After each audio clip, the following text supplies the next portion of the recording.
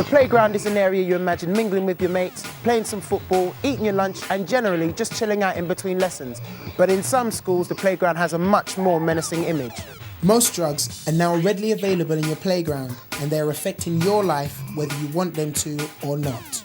Drugs affect our school life, for example, stealing from bags for their money, for their addiction. There are disruptions in class and the people involved sometimes hassle you in playground and stuff. During lessons you can be disrupted by people at the back of the classroom who've been taking drugs before lessons. Things get stolen from the school and then the trust is lost between the teacher and the class. Don't see why they should affect our lives. Everybody knows that taking drugs is dangerous. If you know someone that wants to endanger their life by taking drugs, well then that's their choice. But when drugs are available to you every lunchtime in the school playground, you can be under a lot of pressure to take part in something that's both stupid and a great risk to your health.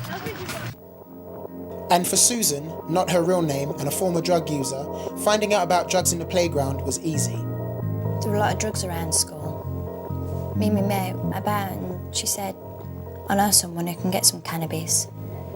We got it, went back to her house and took it. And we started taking it every day and bringing it back into school. You know who the people are. I mean, you probably could, if you wanted to, find the drugs. I think the drug problem's got worse because they're easy to get hold of now. It takes place behind the gym and over by the annex. My schoolwork changed. All my work was not finished or not done at all. I got put onto the school report for being rude to the teacher.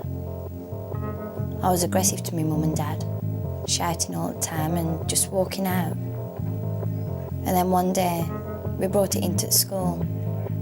Someone told the teacher. Later on that night, got tucked at the police station and cautioned for possession.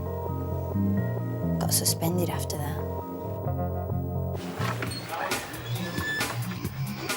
Okay, so drugs in the playground do affect your life. It can get to the point where you don't even feel safe in your own playground. Your things get stolen and you get hassled by classmates who are on drugs.